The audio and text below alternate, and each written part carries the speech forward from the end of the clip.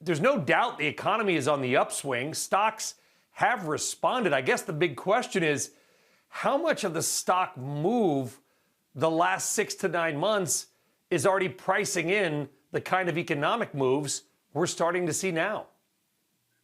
Good morning, Brian. Thank you for having me. I will argue that it's pricing in a lot of it. But look, the market has been stretched for years. Okay, market was up in 2019, 30%, 2020, 18%. This is with a pandemic, with all the things going on. So growth stocks, value stocks, the market is not low.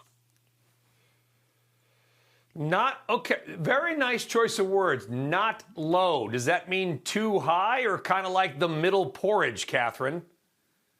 Well, my crystal ball broke on the way here. I would argue on the high side, but what do I know?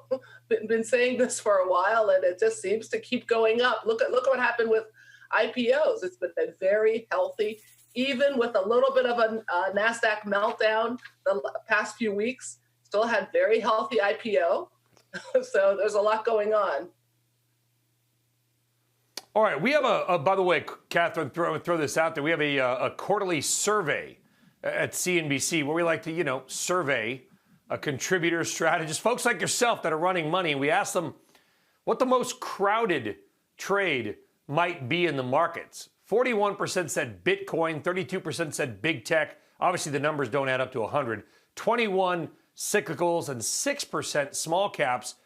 Would you agree? I mean, big tech, Bitcoin, just, I don't know if most crowded means too crowded, but there you go. I would agree with Bitcoin, no question. Big tech, I am not sure about. I think to say that the overall market is high. Big tech at least has growth characteristics. These are, we're using more and more of technology. Everything you use, you have to go in and pay Silicon Valley their little tax.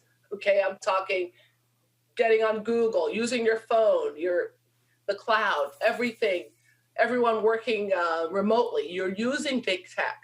So at the very least, I think big tech, you're seeing growth to go with it. The rest of the market, materials, financials, energy, I'm not so sure.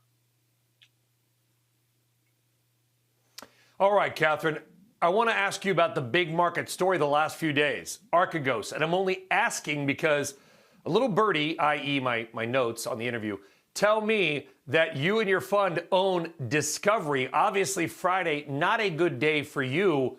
Your take on the macro situation, and maybe are you buying Discovery on the weakness, a 27% drop in one day on Friday?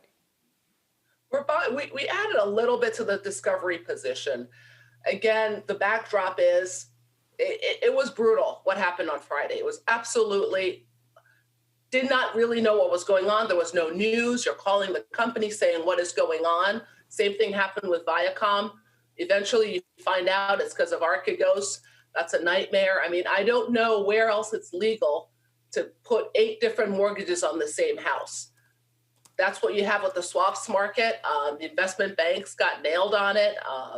Nomura, it looks like Nomura is going to lose half of their year's profits from this. Credit Suisse, yep, Goldman Sachs. So it's been a disaster. Shepard Smith here. Thanks for watching CNBC on YouTube.